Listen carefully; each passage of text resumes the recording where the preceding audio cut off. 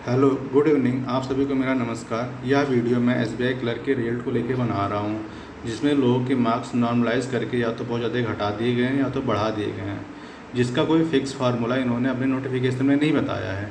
ना ही नोटिफिकेशन में ये कभी मिनिमम क्वालिफाइंग मार्क्स के बारे में बताते हैं। हम कुछ चीज़ें आपको इस वीडियो में दिखाएंगे।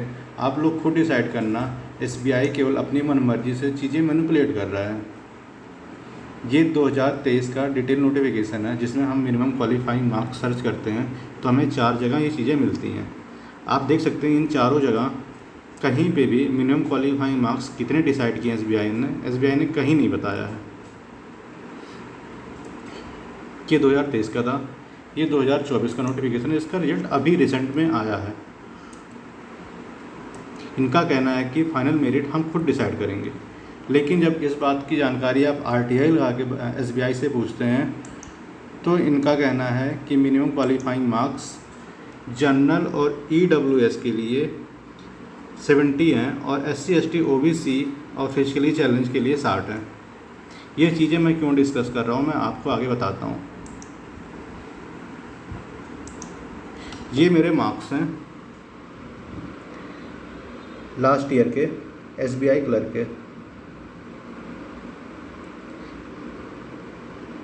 वीडियो क्लियर नहीं होगी, मैं मार्क्स आपको बता देता हूँ।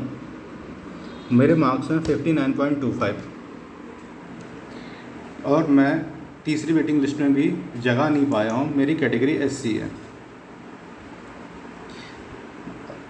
मैंने एग्ज़ाम में मेरे अकॉर्डिंग 119 क्वेश्चन किए थे। मुझे डाउट हुआ इनके रिजल्ट पे, तो मैंने आरटीआई लगा के इन्होंने अपनी कॉपी मांगी। इन्होंने कॉपी में आप देख सकते हैं इन्होंने क्या भेजा है। क्वेश्चन नंबर दिए हैं, जो ऑप्शन मैंने टिक किए हैं इनके अकॉर्डिंग वो इन्होंने भेजे हैं मुझे। 190 क्वेश्चन होते हैं, ऑप्शन के साथ इन्होंने भेज दिए। ये इनकी राइट आंसर की है जो इन्होंने भेजा है। पहले का चौथा सही है, दूसरे का तीसरा सही है, चौथे का पांचवा सही है, ऐसे। बट सर एक बात ये नहीं हम जानते हैं कि अगर जो मान लीजिए मैंने तीसरे का दूसरा ऑप्शन लगाया है, तो क्या मुझे ये श्योर है कि ये मेरी ही कॉपी है? मैं कैसे जान पाऊँगा मैंने तीसरे का दूसरा ऑप्शन ही लगाया है, जब तक मुझे क्वेश्चन सीट नहीं मिलेगी। तो आप बातें छुपा क्यों रहे हो? अगर जो आप सही हो तो आपको पूरी कॉपी प्रोवाइड करानी चाहिए, जैसे एसएससी, रेलवे प्रोवाइड कराते हैं या अदर एग्ज़ाम प्रोवाइड कराते हैं। क्वेश्चन सीट के साथ आप अपना ऑप्शन ले लो जो आपने लगाया है, जो राइट ऑप्शन है वो आप देख लो। अगर जो आप आरटीआई लगा के इनसे कोई भी जानकारी मांगते हैं तो ये आधी अधूरी जानकारी देते हैं हमेशा। अभी रिसेंट में मैंने आरआरबी के बारे में आरटीआई लगाई कि इनकी वेटिंग लिस्ट कब आएगी। आरआरबी के बारे में आप वेटिंग लिस्ट चेक कर सकते हैं। इनका कहना है कि आप पूछ रहे हैं जो वो हाइपोथेटिकल इन्फॉर्मेशन है, वो हम आपको नहीं बता सकते कि रिजल्ट हम कब तक निकालेंगे रिजर्व लिस्ट का, जबकि अदर स्टेट में रिजर्व लिस्ट आ चुकी है 1 महीने पहले, लेकिन यूपी, बिहार और पंजाब के ग्रामीण बैंकों ने रिजर्व लिस्ट नहीं निकाली है। तो फिर मैंने इनके रिप्लाई के जवाब में इनसे ये पूछा, ठीक है फिर आप ये बता दो कि आपने रिजर्व लिस्ट किन कारणों से नहीं निकाली है। फिर इन्होंने जवाब दिया कि अगर आपको ये बात जाननी है तो आप इनके appellate authority Gorakhpur head office में कंप्लेन कर सकते हो बाय लेटर। तो सर मैं ये जानना चाहता हूँ कि ये चीज़ें, ये कुछ भी अपने नोटिफिकेशन में डिटेल क्यों नहीं बताते हैं, चीज़ें छुपाते क्यों हैं? और एक बात ये नहीं समझ में आती, अगर मिनिमम क्वालिफाइंग मार्क्स आपने डिसाइड कर दिए हैं तो लोगों के मार्क्स आप अपने अकॉर्डिंग इतने ज़्यादा बढ़ा और घटा कैसे सकते हैं लोगों की सीटें फुल करने के लिए? आप देखिए इनका जो भी रिजल्ट आया है उसके बेसिस पे डिफरेंट ऑर्गेनाइजेशन ने अपनी कट ऑफ पोस्ट की है जो इन्होंने लोगों को दी है। हम यहाँ बात करेंगे एक पर्टिकुलर स्टेट की, बाकी स्टेट की जानकारी भी आप चेक कर सकते हैं, लेकिन हम अभी बात करेंगे गुजरात की। गुजरात के प्रीलिम्स की कट ऑफ हम चेक करेंगे यहाँ पे।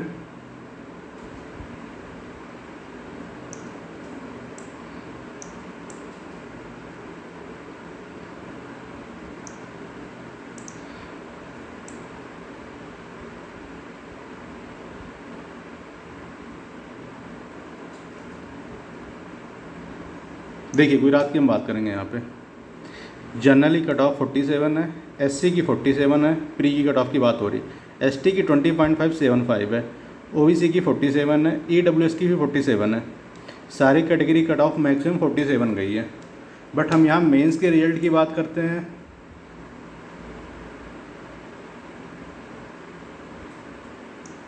तो मेंस में हम देखिए जनरली कट ऑफ कितनी गई 77, EWS की गई 70, OBC की 60, SC की 67.5, ST की 60। तो सर मुझे ये डाउट हो रहा है कि जो बच्चे प्री के पेपर में 25.75 मार्क्स ला रहे थे, यहाँ इनको बच्चे तक नहीं मिल रहे थे मेंस कराने के लिए, वो बच्चे सीधे 60 नंबर क्वालिफाई कर गए। आप देख सकते हैं यहाँ पे। मुझे एक बात ये नहीं समझ में आ रही है, आप अपने अकॉर्डिंग चीज़ें मैनिपुलेट करते हो, आप नॉर्मलाइजेशन का बहाना देते हो, नॉर्मलाइजेशन का कोई फार्मूला क्यों नहीं बताते हो आप? अगर एक बच्चा फेल होता है तो वो आपसे अगर जानकारी मांग रहा है अपनी सेल्फ एनालिसिस के लिए, ताकि वो अपने आप में इम्प्रूव कर सके, अगले साल वो क्या कमी रह गई वो पूरा कर सके, आप वो चीज़ें भी क्यों नहीं बताते हो? आपको एटलीस्ट बच्चे को कॉपी तो दिखानी चाहिए। और मैं नॉर्मलाइजेशन के मामले में गड़बड़ी की बात इसलिए कह रहा हूँ क्योंकि आप ये कॉपी देख रहे हैं, ये मेरे लास्ट ईयर SBI क्लर्क की कॉपी है। इनके अकॉर्डिंग मैंने जो क्वेश्चन मार्क्स किए थे 102 थे। चाहिए तो मैं इसका लिंक पिन कर दूंगा इस वीडियो के लिंक में। 102 अटैम्प्ट होने के बाद मेरे 51 सही 51 रॉन्ग थे इनके अकॉर्डिंग। बट मेरे मार्क्स आप देख सकते हैं, इन्होंने जो दिए हैं वो 59.25 है।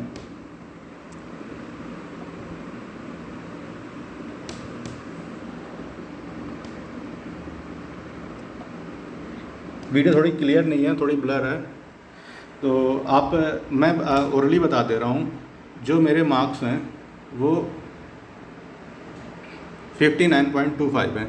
अगर जो 51 क्वेश्चन गलत हैं, 51 क्वेश्चन सही हैं, तो फिर आप अप्रॉक्स लगा सकते हैं 4 क्वेश्चन गलत होने पे 1 नंबर कटते हैं, तो 51 आई थिंक 12.75 नंबर मेरे घटने चाहिए 51 में से। मेरे मार्क्स 37 के अकॉर्डिंग या 38 के अप्रॉक्स होने चाहिए फिर तो। बट इन्होंने जो मुझे मार्क्स दिए हैं वो 59.25 है, मिनिमम कट ऑफ 60 है। आपने नॉर्मलाइजेशन में क्या किया, कैसे किया, मुझे कुछ समझ नहीं आ रहा है। अगर जो मेरे पास मेरी कॉपी होती तो मैं कम से कम अपना सेल्फ एनालिसिस तो कर सकता था ना। इसके लिए मैंने लास्ट ईयर प्लान किया था कि मैं कंप्लेन इसकी आगे तक करूँगा। बट ग्रुप में कुछ बच्चों ने मुझे बोला कि आप प्रिपरेशन करो आगे की, इन सबसे कुछ नहीं होगा। इनके पास लॉयर्स भी होते हैं अच्छे, इनके पास हायर अथॉरिटीज़ के लोग होते हैं जो आपको आपकी पूछी हुई बात का जवाब नहीं देंगे, कोई ना कोई बहाना बना के टाल देंगे।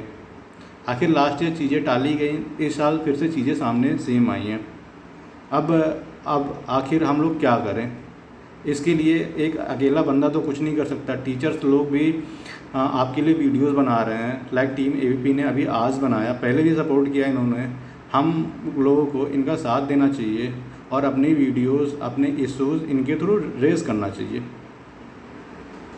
आई होप आप सब सपोर्ट करोगे और ऐसी वीडियोस, ऐसी जिसको फेस किए हैं जिन्होंने भी, वो पोस्ट करोगे। और आप लोग को शुरुआत करनी पड़ेगी, घर बैठे कोई काम नहीं चलने वाला। ऐसे कब तक हम लोग की एज निकलती जाएगी इनके बहाने देख के।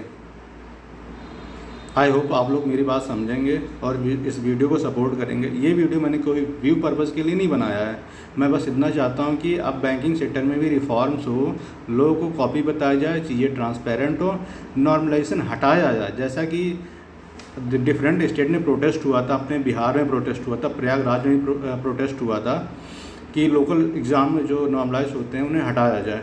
लोगों ने बात सुनी, एक शिफ्ट में एग्ज़ाम हुए और नॉर्मलाइजेशन हट गया। लेकिन अभी भी बैंक एग्ज़ाम में हो रहे हैं, लोगों की मनमानी चल रही है। तो इसे रोकने के लिए हम लोग को आगे आना पड़ेगा और वीडियोस बनानी पड़ेंगी, कंसर्न रेज़ करना पड़ेगा। और कंसर्न रेज़ करने के लिए सर ने अभी सोशल मीडिया के माध्यम से बोला कि ट्विटर पे हम लोग ट्रेंड कराएंगे। ट्विटर तो है ही, बट आप लोग PG पोर्टल पे भी कंप्लेन कर सकते हैं। आप RTI डाल के अपनी कॉपी मांग सकते हैं। सर के ग्रुप में अप्रॉक्स 15,000 लोग हैं। अगर वो 1,000 बच्चे भी कंसर्न रेज़ करेंगे तो अथॉरिटीज़ को सोचना पड़ेगा।